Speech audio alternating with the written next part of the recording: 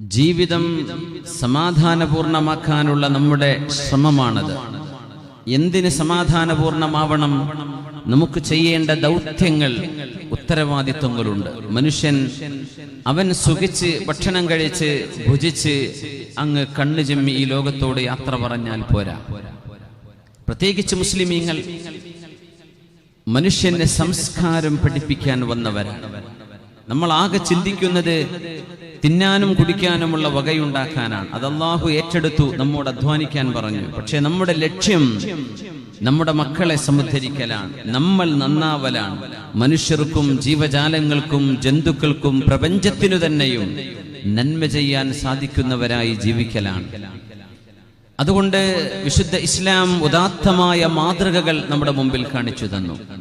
മഹദിമാരുടെ ഉത്കൃഷ്ടമായ മാതൃകകൾ നമ്മുടെ സഹോദരിമാർക്ക്, മഹാന്മാരുടെ മാതൃകകൾ സഹോദരങ്ങൾക്ക്. ഈ രണ്ട് വഴിയിലൂടെയും നമ്മൾ സഞ്ചരിക്കുമ്പോൾ ഇന്നിവിടെ ഒരു മദ്രസയാണ് നമ്മുടെ വിഷയം എന്നിരിക്കെ ഒരു കവിവചനമുണ്ട്. അൽ ഉമ്മു മദ്റസത്തുൻ, അൽ ഉമ്മു മദ്റസത്തുൻ ഇദാ അഅദത്തഹാ അഅദത്ത ജീലൻ ത്വയ്യിബൽ അറാഖി. അൽ ഉമ്മു മദ്റസ, ഉമ്മ ഒരു മദ്റസയാണ്. അൽ ഉമ്മു മദ്റസത്തുൻ ഇദാ അഅദത്തഹാ. നമ്മള് ഒരു വിഷമം വന്ന എൻ്റെ ഉമ്മ അറിയാതെ വിളിച്ചു പോകും അല്ലേ?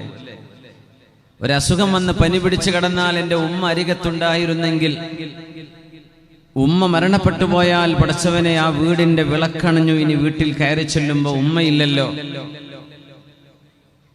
പിതാവിനെയും മാതാവിനെയും ഒരുപോലെ നമ്മൾ സ്നേഹിക്കുന്നുണ്ട്, പക്ഷേ ഉമ്മയോടുള്ള അടുപ്പം ഇച്ചിരി കൂടുതലാണ്. കാരണം ഉമ്മയുടെ ഉദരത്തിൽ നിന്ന് പോഷണം സിദ്ധിച്ചുകൊണ്ടാണ് നമ്മൾ കുഞ്ഞായി വളർന്നത് എന്ന ഒരു വലിയ ഘടകം നമ്മുടെ ഉമ്മയുമായി നമുക്കുണ്ട്, ഒരു ബന്ധമുണ്ട്. നമ്മുടെ ഉമ്മമാർ ആദ്യത്തെ മദ്രസയാണ്. ഉമ്മ ആദ്യത്തെ മദ്രസയാണ്. ആ മദ്രസ നന്നായാൽ ഒരു സമൂഹം ഒന്നാകെ നന്നാകും എന്നാണ് കവിവചനം. അൽ ഉമ്മു മദ്റസത്തുൻ ഇദാ അഅദത്തഹാ അഅദത്ത ജീലൻ ത്വയ്യിബൽ അറാഖി.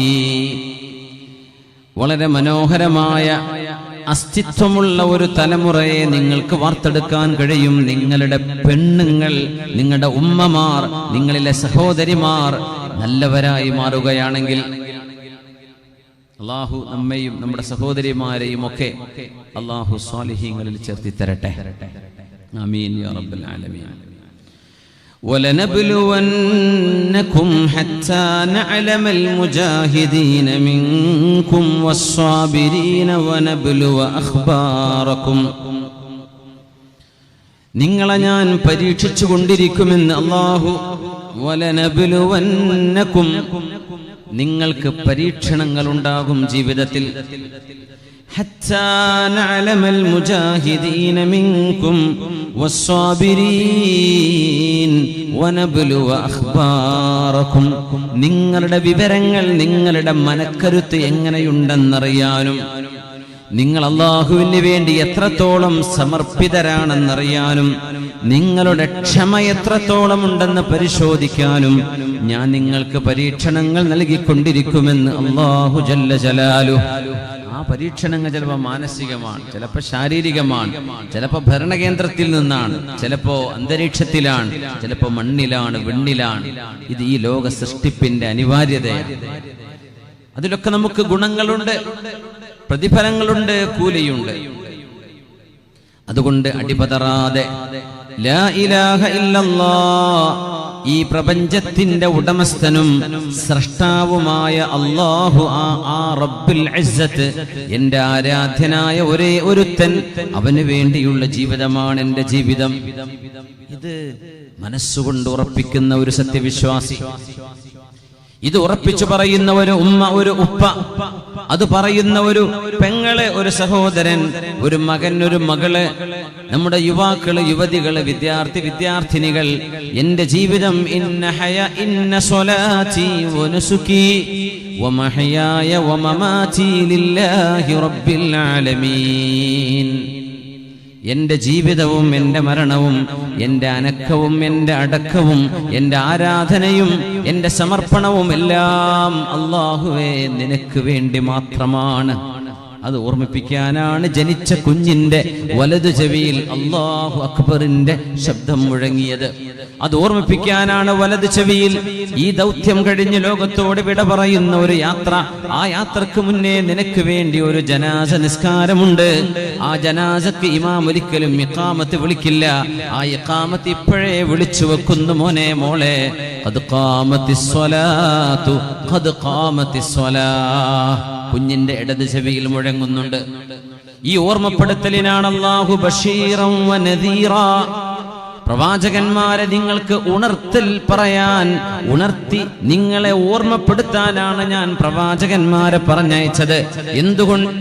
ഞാനാണ് നിങ്ങളുടെ രക്ഷിതാവെന്ന് ഏഴാനാകാശങ്ങളുടെ അധിപനായ അല്ലാഹു ആലമുൽ അർവാഹിൽ നമ്മളൊക്കെ ആത്മാക്കളായി അല്ലാഹുവിന്റെ മുമ്പിലേക്ക് വന്ന ഒരു നേരത്ത് ഖാല അലസ്തു ബിറബ്ബിക്കും, ഞാൻ നിങ്ങളുടെ റബ്ബല്ലയോ, ഞാനല്ലയോ നിങ്ങളുടെ രക്ഷിതാവെന്ന് അല്ലാഹു കോടിക്കണക്കിന് വരുന്ന മനുഷ്യരോട് അവരുടെ ആത്മാവിനോട് സംസാരിച്ചപ്പോൾ ഖാലൂ ബലാ, നമ്മളൊക്കെ പറഞ്ഞിട്ടുണ്ട്, അതേ റബ്ബേ നീ തന്നെയാണ് ഞങ്ങളുടെ യജമാനൻ. പക്ഷെ നമുക്കത് ഓർമ്മയില്ല. ഒരു വയസ്സുള്ള സമയത്ത് നമ്മൾ തട്ടിപ്പൊട്ടിച്ചത് നമുക്ക് ഓർമ്മയില്ലല്ലോ. അത് ചെയ്തിട്ടില്ല എന്ന് പറയാൻ വയ്യല്ലോ, നമുക്ക് ഓർമ്മയില്ല. ആലമുൽ അർവാഹിൽ നടന്ന ആ സംഭാഷണം ഓർമ്മപ്പെടുത്താനാണ് പ്രവാചകന്മാർ വന്നത്. അതുകൊണ്ടാണ് ഫദക്കിർ, അങ്ങ് ഓർമ്മപ്പെടുത്തുക നബിയെ. മുമ്പ് കേട്ടതല്ലേ ഓർമ്മപ്പെടുത്തുള്ളൂ, മുമ്പ് അറിഞ്ഞതല്ലേ ഓർമ്മപ്പെടുത്തുക, അല്ലെങ്കിൽ ആദ്യം കേൾക്കലല്ലേ, പഠിപ്പിക്കാന്നല്ലേ പറയാ. പ്രവാചകന്മാർ ഓർമ്മപ്പെടുത്താൻ വന്നതാണ്. അള്ളാഹുവിന്റെ മുമ്പിൽ നീ തന്നെയാണ് ഞങ്ങളുടെ രക്ഷിതാവെന്ന് നമ്മൾ സമ്മതിച്ചു പറഞ്ഞു പോന്നത്, മറന്നു പോകുന്നതിനെ ഓർമ്മിപ്പിക്കാൻ. ആ ലോകമാണിത്. ഇവിടെ നമ്മൾ ആ വിശ്വാസത്തിൽ മുറുകെ പിടിച്ച് അല്ലാഹുവിന് വേണ്ടി റബ്ബ് തആല പറയുന്ന പോലെ സജ്ജനങ്ങളായി ജീവിച്ച് മരിക്കുകയാണെങ്കിൽ ഈ ലോകത്ത് ഇത്രമേൽ സുഹൃതം കിട്ടുന്ന, പരലോകത്തിന് അത്രമേൽ അനുഗ്രഹങ്ങൾ ലഭ്യമാകുന്നവരാരുണ്ട്? അല്ലാഹു നമുക്കതിന് ഭാഗ്യം നൽകട്ടെ. സഹോദരിമാരെ, നിങ്ങൾ വളരെ കൂടുതൽ ഗൗരവത്തോടെ ജീവിക്കേണ്ട കാലമാണത്. നിങ്ങളുടെ മനസ്സിൽ സ്നേഹവും അനുരാഗവും, ഒരുതരം സോഫ്റ്റ് കോർണർ, ഒരു തരത്തിലുള്ള സോഫ്റ്റ്നെസ് അല്ലാഹു നിങ്ങളുടെ സ്വഭാവങ്ങളിൽ, പ്രകൃതങ്ങളിൽ അല്ലാഹു വെച്ചിട്ടുണ്ട്. ആ ഒരു പ്രകൃതം ഒരുപക്ഷെ അല്ലാഹുവിനെ മാനിക്കാത്ത, അല്ലെങ്കിൽ പടച്ചതമ്പുരാനെ കുറിച്ച് ചിന്തിക്കാത്ത ഒരുത്തൻ നിങ്ങളുടെ അഭിമാനം പിച്ച് ചീന്താൻ വരികയാണെങ്കിൽ അതിന് നിങ്ങൾ വശം വരതരായി പോകരുത്. കാരണം നിങ്ങളുടെ ഏറ്റവും വലിയ ആഭരണമാണ് നിങ്ങളുടെ വിശ്വാസവും നിങ്ങളുടെ ലജ്ജയും നിങ്ങളുടെ ആത്മവിശുദ്ധിയും ചാരിത്രശുദ്ധി. അത് നഷ്ടപ്പെടുത്തരുത്. അങ്ങനെ ഒരു ഉമ്മയാണ് വീട്ടിലുള്ളതെങ്കിൽ, ആ ഉമ്മയുടെ തർബിയത്ത് കിട്ടിയിട്ടാണ് മക്കൾ വളരുന്നതെങ്കിൽ ആ സമുദായം എത്ര നല്ല സമുദായമാണ്. നമ്മൾ അറിയണം, നമ്മൾ അനുഭവിക്കുന്ന പ്രയാസങ്ങളുടെ ആയിരക്കണക്കിന് മടങ്ങ് ഇരട്ടിയാണ് നമ്മുടെ മുൻഗാമികൾ നമുക്ക് വേണ്ടി സഹിച്ചു പോന്നത്. ഉമ്മു ശരീഖ് റളിയല്ലാഹു അൻഹയെ, സഹോദരിമാരെ, സഹോദരങ്ങളെ, നമ്മൾ ഓർക്കണം. ഗസിയ ബിൻതു ജാബിർ ഇബ്നു ഹകീമുൽ ഖുറശിയ അൽ ആമിരിയ റളിയല്ലാഹു തആല അൻഹ. ഉമ്മു ശരീഖ് റളിയല്ലാഹു അൻഹ, ഗസിയ എന്നാണ് അവരുടെ പേര്. ഉമ്മു ശരീഖ് അവരുടെ കുഞ്ഞത്ത് നാമം. ഗസിയ ബിൻതു ജാബിർ ഇബ്നു ഹകീമുൽ ഖുറശിയുൽ ആമിരിയ റളിയല്ലാഹു അൻഹ. തന്റെ ഭർത്താവ് ഇസ്ലാം സ്വീകരിച്ച്, തന്റെ ഭർത്താവ് ഇസ്ലാം സ്വീകരിച്ച് ആ ഭർത്താവ് മദീനയിലേക്ക് അഷ്റഫുൽ ഖൽഖിന്റെ കൂടെ ഹിജ്റ പോയപ്പോ ഭർത്താവിന്റെ വീട്ടുകാരെ മഹദിയായ ഉമ്മു ശരീഖ് റളിയല്ലാഹു തആല അൻഹയെ പിടിച്ചു വെക്കുകയാണ് ഉണ്ടായത് മക്കയിൽ. നീയും മുഹമ്മദ് നബിയുടെ കൂടെ കൂടിയിട്ടുണ്ടോ? അഭിമാനത്തോടുകൂടെ. സാധാരണ എന്തോ പറയേ, ഇല്ലല്ല, ഞാനില്ല. നീ ഒരു മുസ്ലിമാണോ എന്ന് ചോദിക്കുമ്പോൾ അഭിമാനത്തോടുകൂടെ ഈ വല്ലാഹി ഇന്നി ലഅലാ ദീനിഹി അതേ അള്ളാഹുവിനെ തന്നെയാണ് സത്യം. എന്റെ ഭർത്താവിന്റെ മതമേതോ അതിലപ്പുറം എന്റെ റസൂൽ കൊണ്ടുവന്ന മതമേതോ ആ മതത്തിലാണ് ഞാൻ എന്ന് ഒരായിരം ശക്തിയോടെ ദുർബലയായ ഉമ്മു ശരീഖ് റളിയല്ലാഹു അൻഹ മക്കക്കാരോട് വിളിച്ചു പറഞ്ഞപ്പോ ആ മഹദിക്ക് ഒരുപാട് പ്രയാസങ്ങൾ ഏൽക്കേണ്ടി വന്നിട്ടുണ്ട്. ഞാനൊന്ന് പറഞ്ഞോട്ടെ, നമ്മുടെ സഹോദരിമാർ പുരുഷന്മാരെക്കാളും ദീനിന്റെ വിഷയത്തിൽ വലിയ ഒരു ദൗത്യം നിർവഹിക്കുന്നവരാണ്. അവര് ശരീരം മറച്ച് അച്ചടക്കത്തോടെ ഹിജാബ് ധരിച്ച് നടക്കുമ്പോൾ ഒരു പെണ്ണ് അവൾ അറിയാതെ വിളിച്ചു പറയുന്നുണ്ട്, ഞാൻ അല്ലാഹുവിൽ വിശ്വസിക്കുന്നവളാണ്. ഒരു പെണ്ണിന്റെ ഹിജാബിന്റെ അർത്ഥം ഒരാണിന് ഏത് കോലവും കെട്ടാം. പ്രത്യേകിച്ച് എല്ലാവരുടെ കയ്യുമ്മലും ചരട ചെയിനുകളാണ്, സിൽവറിന്റെ ചെയിനുകൾ, കഴുത്തില് മാല. ഒന്നാന്തരം നമ്മുടെ ചെറുപ്പക്കാർ എന്നോടൊക്കെ ഒന്ന് സലാം പറയും, കെട്ടിപ്പിടിക്കൽ സെൽഫി എടുക്കലൊക്കെ ചെയ്യുന്ന ആളുകൾ ചിലപ്പോ കാണാം കഴുത്തിലൊക്കെ ഈ മാല, കയ്യുമ്മ ഒരു റിങ്. എന്തേന്നറിയോ? എങ്ങാനും പെട്ടുപോയ ജാതി തിരയാണ്ടായിക്കോട്ടെ എന്ന് വിചാരിച്ചിട്ടായിരിക്കും.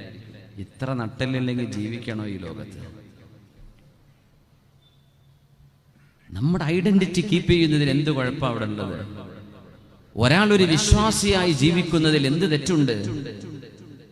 ഇത്രയും നല്ല യുക്തിഭദ്രമായ ഒരു മതം നമ്മുടെ കയ്യിലുണ്ടായിരിക്കെ അഭിമാനത്തോടെ ഐ എം എ മുസ്ലിം എന്ന് പറയാൻ എന്ത് നാണമാ ഒരു വിശ്വാസിക്ക് വേണ്ടത്?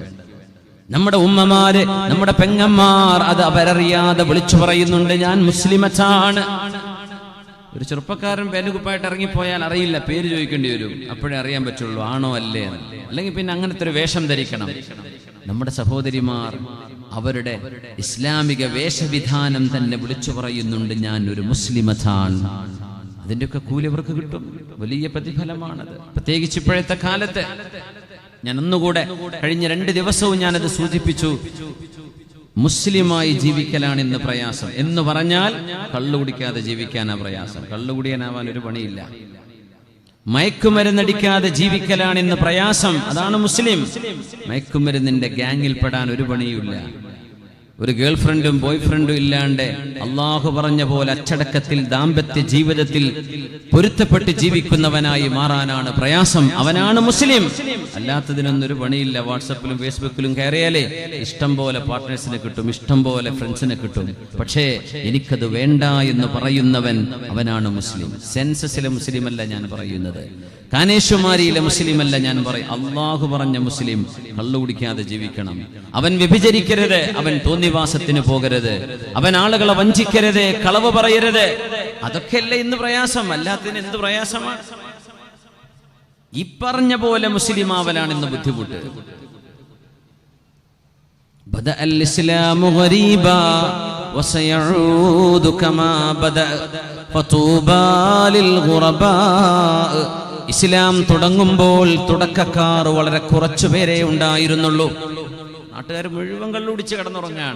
കള്ളുടിക്കാതെ വന്ന സ്വഹാബിമാർ 251 ആളുകൾ. എല്ലാവരും തോന്നിവാസത്തിലാണ്. ബ്രൈബ്, യൂഷറി, ഏതെല്ലാം ഇസ്ലാം അംഗീകരിക്കാത്ത സാമ്പത്തിക ഇടപാടുകളുണ്ടോ അതൊക്കെ ചെയ്യുന്നവർ മുസ്ലിമീങ്ങളല്ല. എനിക്ക് ഹലാലു മതി. കൊലപാതകം, മാരണം, ചതി, വഞ്ചന, ഞാനത് ചെയ്യില്ല എന്ന് പറഞ്ഞ ഒരു ചെറിയ വിഭാഗം അറേബ്യയിൽ ഉണ്ടായിരുന്നു ഹബീബായി തങ്ങളോടൊപ്പം. അവരാണ് അൽ ഗുറബ, ഇസ്ലാമിന്റെ ആദ്യകാലത്തെ മഹാന്മാരായ ആളുകൾ. തുടങ്ങുമ്പോൾ അങ്ങനെയാണ്. ഇനി കുറച്ചു കാലം കഴിഞ്ഞാൽ വസയഊദു കമാ ബദഅ, തുടങ്ങിയതുപോലത്തെ അവസ്ഥയിലേക്ക് ഇസ്ലാം തിരിച്ചു വരും. പേരിലൊക്കെ മുസ്ലിമീങ്ങളാണ്, പക്ഷേ ഉള്ളിലേക്ക് ഇറങ്ങിച്ചെന്നാൽ സംഗതി മോശമാണ്. അങ്ങനത്തെ ശരിക്കുള്ള മുസ്ലിമീങ്ങൾ കണ്ടെത്താൻ പ്രയാസമാവും. ഫതൂബാ ലിൽ ഗുറബാ, കൂടുള്ള മുഴുവൻ ആളുകളും തെറ്റ് ചെയ്താൽ ആ തെറ്റിനെ ന്യായീകരിക്കാൻ കഴിയില്ല. തെറ്റു തന്നെയാണ്. വലൗ അഅജബക കസറത്തുൽ ഖബീസ്, തിന്മ വളരെ കൂടുതലുണ്ട് എന്നതിന്റെ പേരിൽ ഒരു തിന്മയും നന്മയായി മാറുന്നില്ല. നന്മയുടെ പക്ഷത്തുള്ള ആളുകൾക്ക് അവർക്കാണ് സർവമാന നന്മയും എന്ന് പരിശുദ്ധ റസൂലുള്ളാഹി സ്വല്ലല്ലാഹു. ആ ഗുറബായിൽ അല്ലാഹു നമ്മളെ പെടുത്തി തരട്ടെ. ആമീൻ യാ റബ്ബൽ ആലമീൻ.